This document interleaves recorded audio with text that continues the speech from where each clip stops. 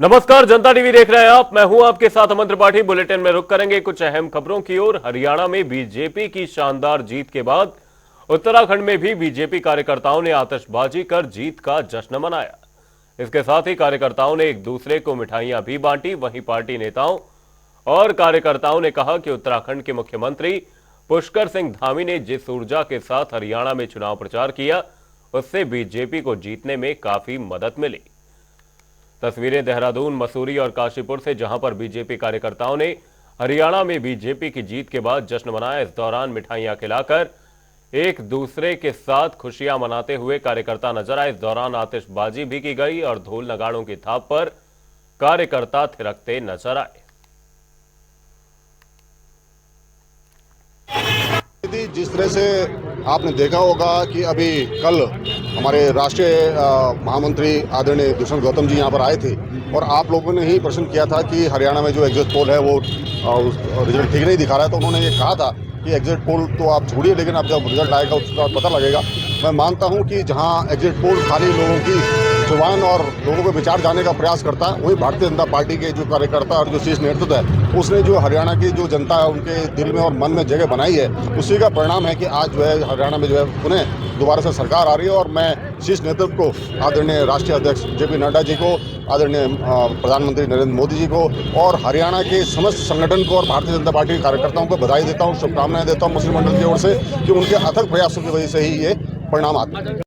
Haryana state में तीसरी बार लगातार जीत हासिल करना ये दर्शाता है किस प्रकार से माननीय प्रधानमंत्री नरेंद्र मोदी जी की जो लहर है वो बरकरार है।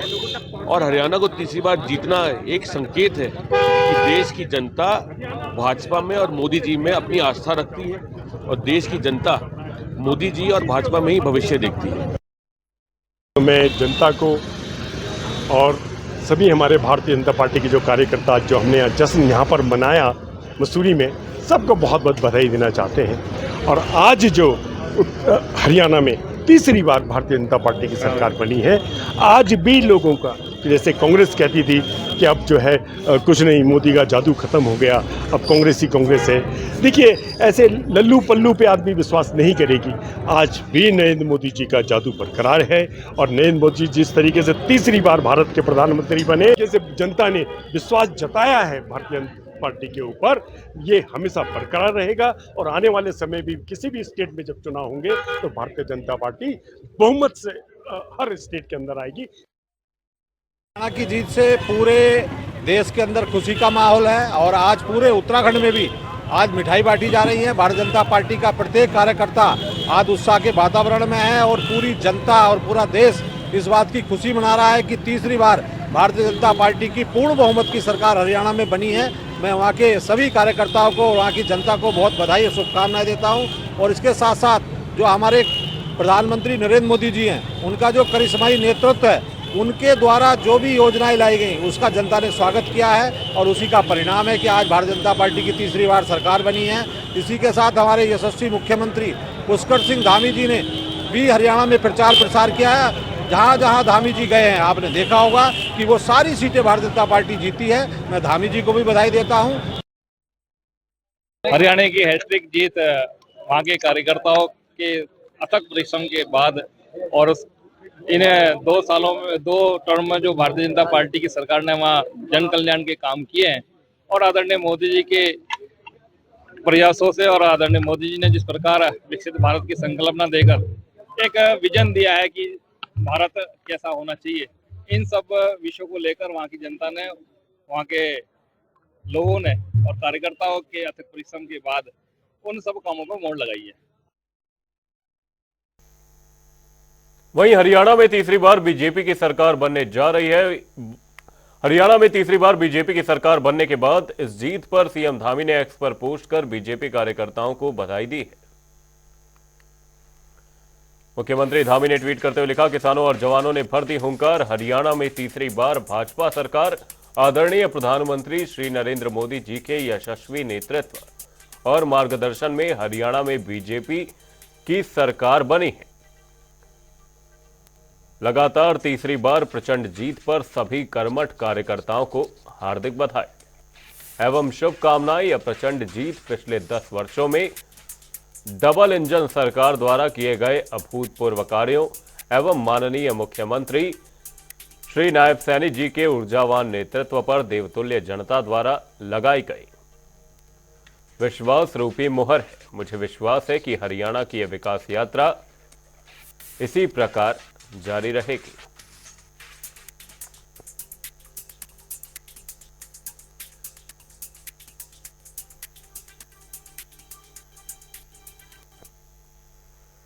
नई दिल्ली में मुख्यमंत्री पुष्कर सिंह धामी ने प्रधानमंत्री मोदी से मुलाकात की। इस दौरान सीएम ने पीएम मोदी से राज्य को 2123 मेगावाट की 21 जल विद्युत परियोजनाओं के विकास और निर्माण की अनुमति देने का अनुरोध किया।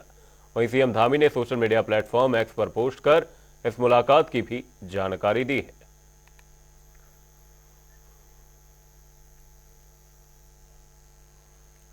मुख्यमंत्री पुष्कर सिंह धामी ने लिखा, किसानों, जवानों और मातृशक्ति के कल्याण हेतु सदैव समर्पित देश की युवा शक्ति के सपनों के अनुरूप सशक्त, सक्षम और शक्तिशाली भारत के शिल्पकार 23 वर्षों से देवतुल्य जनता के आशीर्वाद से अजेय जननायक यशस्वी प्रधानमंत्री श्री नरेंद्र मोदी जी के भेंट कर उनका बहुमूल्य मार्गदर्शन प्राप्त किया।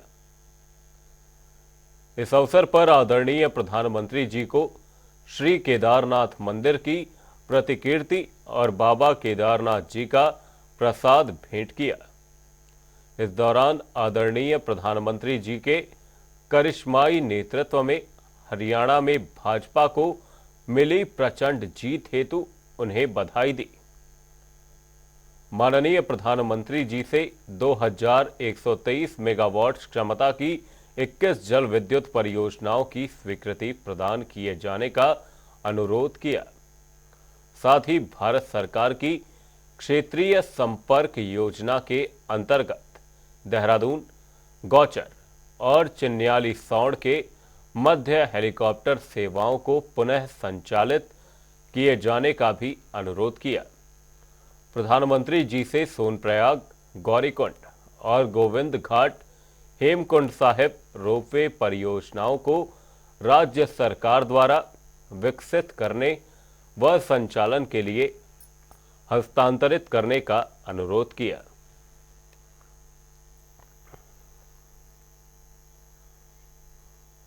आज शारदीय नवरात्रि का 7वां दिन है। वहीं सीएम धामी ने 7वें नवरात्रि के प्रदेशवासियों को बधाई दी। उन्होंने सोशल मीडिया प्लेटफॉर्म एक्स पर पोस्ट करते हुए लिखा,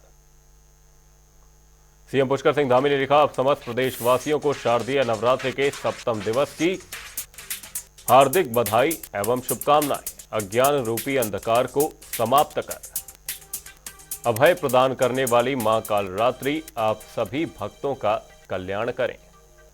आप समस्त प्रदेशवासियों को शारदीय नवरात्रि के 7वें दिवस की हार्दिक शुभकामनाएं।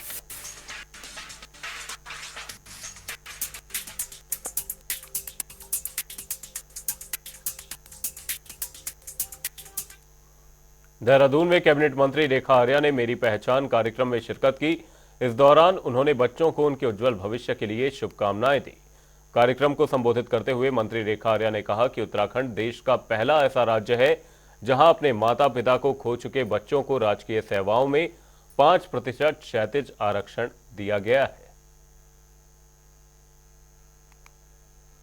निश्चित रूप से इस कार्यक्रम में ऐसे बच्चे जिन्होंने जो कि चाहे वो कोविड के समय अनाथ हो गए हों या ऐसे बच्चे जो कि हमारे राज्य की संस्थाओं में ना रहते हों लेकिन सामान्य जीवन में अपने माता पिता को खो चुके हों, वो किसी भी प्रकार से ऐसे बच्चे जो कि जिनके अभिभावक उनके सिर माथे पे ना हों, तो ऐसे बच्चों ने अपने जीवन में जिन संघर्षों को सामना करते हुए जिन्होंने उपलब्धियां हासिल करी, जिसमें सरकार का या महिला कल्याण विभाग का एक विशेष जिम्मेदारी कि इनको 5% का आरक्षण देना या उनके लिए मुफ्त राशन की व्यवस्था देना या उनके लिए मुफ्त शिक्षा का व्यवस्था देना या उच्च शिक्षा का व्यवस्था देना इत्यादि इत्यादि प्रावधानों के तहत उन बच्चों को जो मदद मिले और उस मदद से जो उन्होंने आज जीवन में अपनी पहचान बनाई है, आज उसका उत्सव मनाने का कार्यक्रम था। महिला कल्याण विभाग भारत सरकार राज्य सरकार के अंतर्गत बाल देखरेख संस्थाएं हैं, CCIs कहते हैं जिनको, बालिका निकेतन, शिशु निकेतन, शिशु सदन, इनका ये काम करता है। तो ये आज जो कार्यक्रम है ये हमारे उन्हीं संस्थाओं के पुराने जो कहीं अपने को रिहेबिलिट कर दिए हमारे सहयोग से, हमने उनको मदद करी पढ़ने में, उनको किसी तरह की कोचिंग में, ट्रेनिंग में, और वो किसी न किसी फील्ड में प्राइवेट या सरकारी में सेवा पे हैं, वो बच्चे हैं। और दूसरे वो जो आज की डेट में हमारे CCI में निवासरत हैं। इसमें मुख्यतः अनाथ हैं जिनके एक पेरेंट नहीं या दोनों पेरेंट नहीं है। जो दत्तक वाली बात कही आपने, एडॉप्शन वाली, वो बच्चे हैं जो बहुत छोटे हैं जिनको हम नहीं लाते हैं। तो सुप्रीम कोर्ट का एक डिसीजन हुआ है जिसके बाद हर जिले में एक एजेंसी बनानी है पूरे भारतवर्ष में, तो उसमें हम लोग प्रोसेस में हैं। मुख्यमंत्री पुष्कर सिंह धामी की केदारनाथ को लेकर की गई घोषणाओं पर कांग्रेस ने पलटवार किया है। कांग्रेस प्रवक्ता ने आरोप लगाया कि केदारनाथ का उपचुनाव बीजेपी को अपने हाथों से खिसकता नजर आ रहा है, तो सरकार ने वहां अपने सरकारी खजाने का पिटारा खोल दिया है। आगे उन्होंने और क्या कुछ कहा वो सुनिए। साफ दिखाई पड़ रहा है कि उनके पैरों से केदारनाथ भी फिसल रहा है, इसीलिए चुनावी पुलाव उनके द्वारा परोसे जा रहे हैं। पहले बद्रीनाथ, फिर हरिद्वार का मंगलौर, और अब केदारनाथ में जिस तरह से लोक लुभावने घोषणाएं, योजनाएं लाई जा रही हैं, लेकिन केदारनाथ की जनता ये भूली नहीं है कि जब उनके वहां आपदा आई थी तो एक मंत्री, एक विधायक, एक पदाधिकारी आपका उनका सुख दुख बांटने के लिए या उनकी सुध लेने के लिए नहीं पहुंचा। सबको अपनी जान के खतरे की पड़ी रही। और तो और जो आपने अपमान केदार बाबा का किया है, चाहे वो आपने सोना चोरी प्रकरण में आपकी उदासीनता हो, चाहे वो QR कोड मामला हो, चाहे वो गर्भगृह से मान्यताएं और परंपराएं तोड़ने का मामला हो, फिर चाहे लाइट एंड साउंड प्रोग्राम करके शिव के महात्म को कम करने की आपकी कुत्सित योजना हो, फिर चाहे वो दिल्ली के बौराड़ी में केदार शिला ले जाकर वहां केदार धाम का एक प्रतीकात्मक मंदिर का शिलान्यास हो, ये सारी वो बातें हैं जिससे केदारनाथ विधानसभा की जनता की भावनाएं आहत हुई हैं। देहरादून में कांग्रेस कार्यालय में जनसंपर्क अभियान के तहत कांग्रेस ने एक मीटिंग का आयोजन किया, जिसमें विचार विभाग बुद्धिजीवी प्रकोष्ठ के अध्यक्ष डॉक्टर प्रदीप जोशी सहित कई बुद्धिजीवी लोग मौजूद रहे। वहीं इस विचार प्रकोष्ठ में भारतीय राष्ट्रीय कांग्रेस के मौलिक सिद्धांत, जिसमें राष्ट्रीय एकता, लोकतंत्र आदि जैसे विषयों पर गहन चर्चा की गई।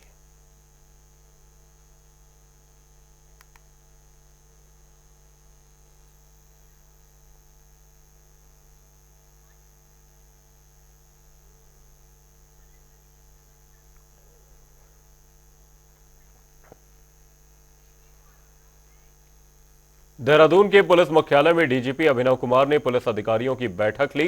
बैठक में केंद्रीय गृह मंत्री अमित शाह के उत्तराखंड दौरे और कार्यक्रम को लेकर चर्चा की गई। इस दौरान डीजीपी ने सुरक्षा प्रबंधों, यातायात और पार्किंग व्यवस्था आदि को देखते हुए सभी को सजग और सतर्क रहने के निर्देश दिए।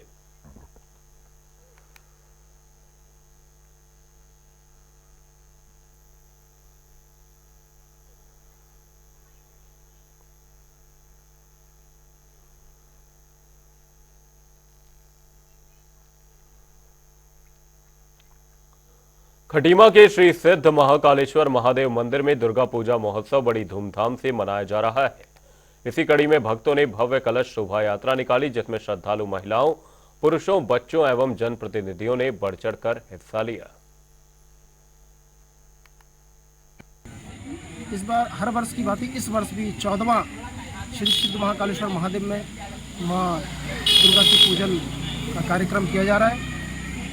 और इसमें जो है हमारे स्थानीय कलाकारों द्वारा, बाहर के आए कलाकारों द्वारा सांस्कृतिक कार्यक्रम का आयोजन किया जा रहा है। 11 तारीख को मां भगवती का विशाल जागरण है। 10 तारीख को इसमें एक शाम शहीदों के नाम एक छोटा सा कार्यक्रम है, जिसमें शहीद परिवार को जो इस क्षेत्र के हैं उनको मुख्य अतिथि द्वारा मंच। हल्द्वानी में प्रशासन की ओर से ऑटो चालकों के सत्यापन शुरू कर दिए गए हैं। पिछले दिनों ऑटो में महिलाओं के साथ हुई छेड़खानी और अन्य आपराधिक वारदातों के बाद लोगों की ओर से लगातार ऑटो चालकों के सत्यापन की मांग उठाई गई थी, जिसके बाद प्रशासन की ओर से ऑटो चालकों के सत्यापन की कार्रवाई शुरू हो गई है। बता दें कि कार्रवाई के तहत ऑटो चालकों को वर्दी पहनने और उनके आईडी कार्ड के साथ ही उनके ऑटो की फिटनेस सहित अन्य दस्तावेजों की जांच के बाद उन्हें परमिशन दी जा रही है।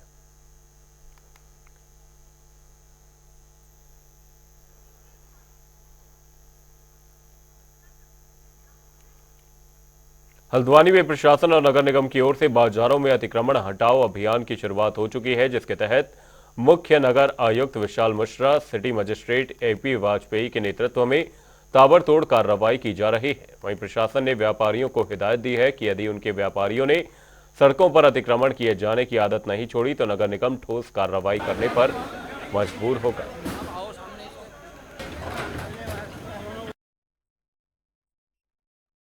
देखिए, विगत वर्षों में भी ऐसे अभियान चले हैं और व्यापारियों की अक्सर ये शिकायत रहती थी कि प्रशासन ज़्यादातर त्योहार के अवसर पर ऐसा करता है। तो इस बार हम लोगों ने शनिवार को ही सभी व्यापार मंडल के जितने भी यहाँ पर संगठन है सभी को बुलाया था और उनके द्वारा भी ये सहमति दी गई है कि बाजार में बहुत अनियंत्रित अतिक्रमण हो रहा है, जिसकी वजह से फुटफॉल घट रहा है, कस्टमर भी नहीं आ रहे हैं और उनके व्यापार का भी प्रभाव पड़ रहा है। और उसके बाद संडे का दिन हमने चुनाव दिया था, बाकायदा नगर निगम के द्वारा मुनादी भी कराई गई थी, सभी को सूचित किया गया था कि अपना जो भी अतिक्रमण है वो हटा दें। उसके बाद भी असर न होने पर आज ये कार्रवाई की गई है और जो कि अन्य प्रशासनिक कार्य भी होते हैं नगर निगम के स्तर से, बहुत सारी जन सेवाएं भी दी जाती हैं, पुलिस के द्वारा भी अन्य काम किए जाते हैं, लॉ एंड ऑर्डर है, क्राइम है। तो ये उम्मीद करना कि रोज इस तरह के अभियान चलाएं संभव नहीं है, लेकिन समय समय पे हम लोग प्रवर्तन की कार्रवाई करेंगे और इसको लगातार नगर निगम, पुलिस और जिला प्रशासन के माध्यम से किया जाएगा। धारी देवी को चारों धामों की रक्षक देवी के नाम से जाना जाता है। यहां इन दिनों हजारों की संख्या में श्रद्धालु आकर मां भगवती के दर्शन कर रहे हैं। सुबह 4 बजे की आरती से यह सिलसिला शुरू होता है। देर शाम तक भक्त मां धारी देवी के दर्शन करते हैं। बता दें कि अलकनंदा नदी पर बनी झील के बीचों बीच धारी देवी मंदिर स्थापित किया गया है। ये मंदिर श्रीनगर गढ़वाल से 8 किलोमीटर की दूरी पर स्थित है।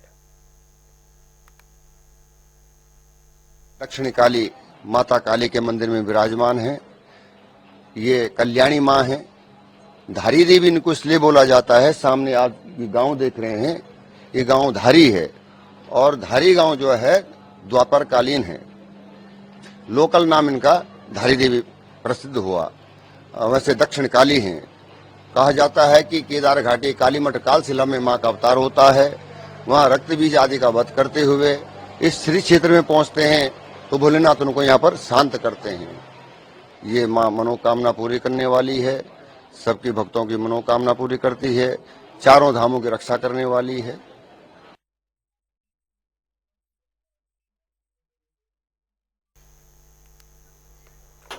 वक्त एक छोटे से ब्रेक का। ब्रेक के उस पार जल्द लौटेंगे।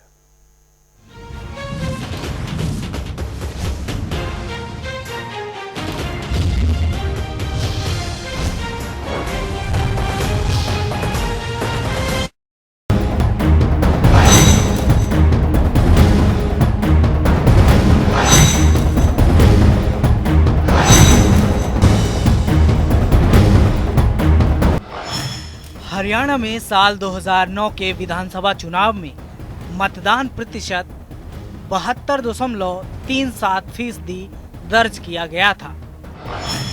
विधानसभा चुनाव के नतीजों की बात करें तो कांग्रेस ने 40 सीटें हासिल की थी और उसका वोट शेयर 35.08% रहा था, जबकि इनेलो ने 31 सीटें हासिल की थी और इनेलो का वोट शेयर 25.79% रहा था।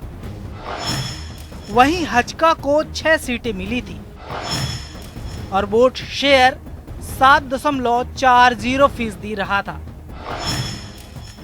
वहीं बीजेपी ने 4 सीटें हासिल की थी और बीजेपी का वोट शेयर 9.4% रहा था, जबकि बसपा को केवल 1 सीट मिली थी और बसपा का वोट शेयर 6.73% रहा था।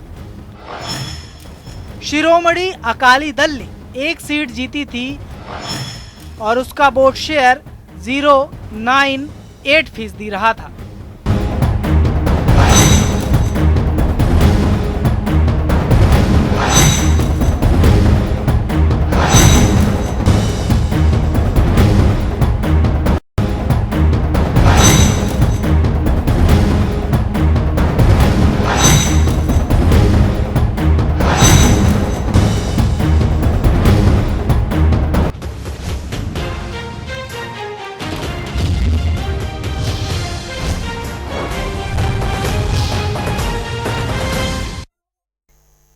ब्रेक के बाद आपका स्वागत है। आप देख रहे हैं जनता टीवी। रुक करेंगे अगली खबर की ओर। अल्मोड़ा में GB Pant national institute of Himalayan environment ने ऐसे पौधों पर रिसर्च शुरू की है जो खासकर पहाड़ी जगहों पर हिमालय के इकोसिस्टम को नुकसान पहुंचा रहे हैं। संस्थान के डायरेक्टर का कहना है कि इकोसिस्टम को नुकसान पहुंचाने वाले 771 किस्म के पौधों की पहचान की गई है। ये रिपोर्ट देखिए। उत्तराखंड के अल्मोड़ा में GB Pant national institute of Himalayan environment ने वैसे पौधों पर रिसर्च शुरू किया है जो खासकर पहाड़ी जगहों पर हिमालय के इकोसिस्टम को नुकसान पहुंचा रही हैं। संस्थान के डायरेक्टर का कहना है कि इकोसिस्टम को नुकसान पहुंचाने वाले 771 किस्म के पौधों की पहचान की गई है।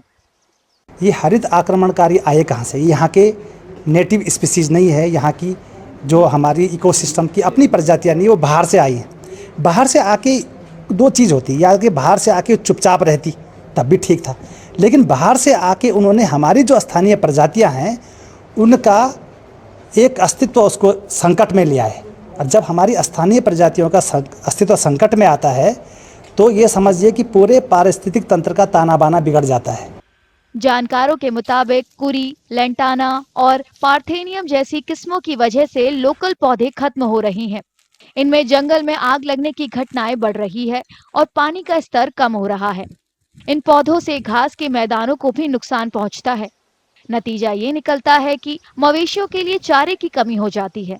जंगली जानवर इंसानी बस्तियों का रुख करने लगते हैं और आपसी संघर्ष बढ़ता है।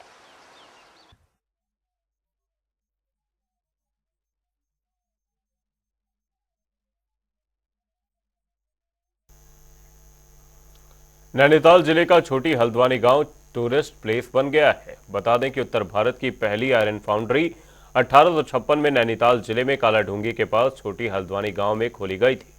ये फाउंड्री अब पर्यटकों के लिए भी खास बन गई है। इस इलाके में काली चट्टानों की खोज के बाद अंग्रेजों ने इस फाउंड्री को बनवाया था। यहां से आयरन निकाला जाता था। आसपास के जंगलों की बर्बादी की वजह से इसे 1876 में बंद कर दिया गया था। ये रिपोर्ट देखिए। उत्तर भारत की पहली आयरन फाउंड्री 1856 में उत्तराखंड के नैनीताल जिले में कालाढूंगी के पास छोटी हल्द्वानी गांव में खोली गई थी। ये फाउंड्री अब पर्यटकों के लिए भी बहुत खास बन गई है। इस इलाके में काली चट्टानों की खोज के बाद अंग्रेजों ने इस फाउंड्री को बनवाया था। यहाँ से आयरन निकाला जाता था। आसपास के जंगलों की बर्बादी की वजह से इसे 1876 में बंद कर दिया गया था। हमारे देश में रेलवे का डेवलपमेंट कर रहे थे अंग्रेज, तो उनको लोहे की आवश्यकता पड़ी, तो यहाँ पर आयरन ओर पाया जाता है। उस आयरन ओर को गला के इस भट्टी में यहाँ पर लोहा तैयार किया जाता था। इस लोहे को ही ठंडा करने के लिए यहाँ पे अंग्रेजों ने बौर रिवर से बौर कैनाल बनाई। उस कैनाल का पानी लोहे को ठंडा करने के लिए उपयोग में लाया जाता था। और इस लोहे को गर्म करने के लिए लकड़ी की आवश्यकता पड़ी, तो यहाँ पर जंगल काफ़ी कटने लग गए थे। तो जंगल को बचाने के लिए उसमें तत्कालीन जो हमारे यहाँ पर कुमाऊं कमिश्नर थे सर हेनरी रैमजे, उन्होंने देखा कि इसी प्रकार से अगर हम लोहा बनाते रहेंगे तो हमारे यहाँ का कालाढूंगी का जंगल खत्म हो जाएगा। तो उन्होंने 1876 में इसको बंद करा दिया था। जो कालाढूंगी जो नाम है ये समझ लीजिए, काला ढूंग यानी ढूंग को पत्थर कहते हैं, यानी काले पत्थरों से लोहा, कच्चा लोहा बनाने का काम उस समय किया जाता था ब्रिटिश काल में। और डेविड एंड कंपनी थी, 1858 में उसने आयरन फाउंड्री वहाँ स्थापित की। अगर आप वहाँ जाएंगे तो 4 वहाँ पे संरचनाएं भी मिलेंगी जहाँ पे गलाया जाता था पत्थरों को और उससे लोहा बनाया जाता था। एक बौर कैनाल है, वो नदी है जिससे उसको ठंडा करने का काम पानी आता था। तो पूरी बौर नदी से नहर लाई गई थी बहुत कई किलोमीटर की और उस फाउंड्री तक पहुंचाई गई थी। विरासत बन चुकी इस फाउंड्री को देखने के लिए बहुत से लोग छोटी हल्द्वानी गांव में पहुंचते हैं। आज मैं अपनी फैमिली के साथ यहाँ पे आयरन फाउंड्री देखने आया था कालाढूंगी पे, तो काफ़ी अच्छा लगा यहाँ पे देख के कि यहाँ पे लोहा कैसे बनता है। हमें सीखने को मिला कि कैसे यहाँ पे लोहा बनता है। और उससे पहले हमने सुनने में आया था, हमने पता करा तो उन्होंने कहा कि यहाँ पे पेड़ वेड़ कटते तो इस वजह से आयरन फाउंड्री बंद हो गई थी। तो इसलिए काफ़ी नई चीज़ आयरन फाउंड्री यहाँ पे है, जिसे देख के हमें काफ़ी अच्छा लगा। और हम चाहते भी हैं सरकार से कि इसमें कुछ काम वाम कराया जाए और इसे आगे बढ़ाया जाए। और ज्यादा पर्यटकों को आकर्षित करने के लिए उत्तराखंड पर्यटन विभाग इस इलाके का विकास के साथ साथ सौंदर्यीकरण भी कर रहा है।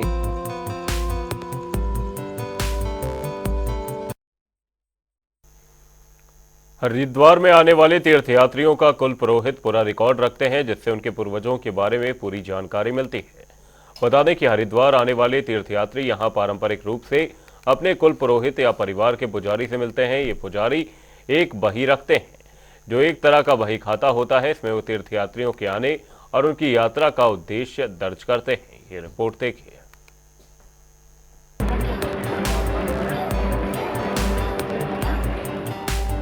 हरिद्वार आने वाले तीर्थयात्री यहाँ पारंपरिक रूप से अपने कुल पुरोहित या परिवार के पुजारी से मिलते हैं। ये पुजारी एक बही रखते हैं, जो एक तरह का बही खाता है। इसमें वो तीर्थयात्रियों के आने और उनकी यात्रा का उद्देश्य दर्ज करते हैं। देखिए, सामाजिक रूप से, धार्मिक रूप से इसका अति प्राचीन महत्व है। इसके बिना पहले तो कोई यात्रा ही पूरी नहीं मानी जाती थी। जब तक वो अपने कुल पुरोहित की बही में नाम दर्ज ना कराए, तब तक क्या पता कि वो कौन है, क्योंकि पुरोहित की पहचान हमारे रिकॉर्ड से ही है। ब्राह्मण तो हरिद्वार में मान लिया जाए 2,500 हैं, सब ब्राह्मण हैं। किसी से भी आप पूजा करा सकते हैं, किसी को भी नमन कर सकते हैं, किसी का भी सम्मान कर सकते हैं। किंतु आपके बुजुर्ग कहाँ आए, आपका इतिहास कहाँ है, ये सिर्फ और सिर्फ आपका कुल पुरोहित ही बता सकता है। कुल पुरोहितों के इन बही खातों में तीर्थयात्रियों के पूर्वजों के नाम लिखे होते हैं, जो यहाँ अक्सर पूजा पाठ या दर्शन करने आते हैं।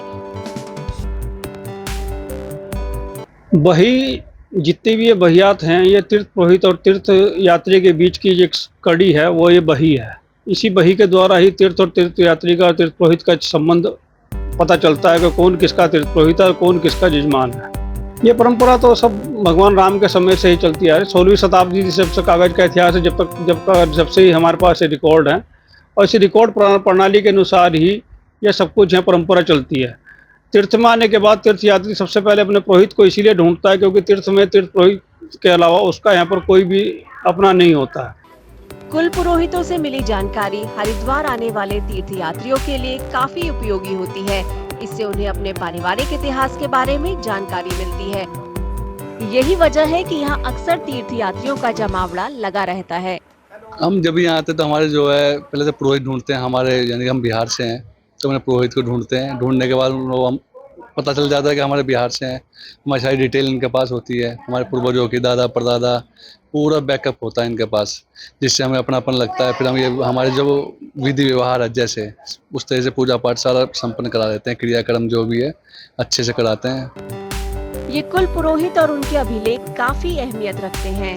वो इसके जरिए किसी भी शख्स के पूर्वजों का पता लगाने में मदद करते हैं, जिससे ये जानकारी आने वाली पीढ़ी को भी मिलती रहे। बुलेटिन में फिलहाल के लिए सिर्फ इतना ही। कहीं जाएगा नहीं। जनता डे पर खबरों का सिलसिला रहेगा जारी। तब तक के लिए नमस्कार।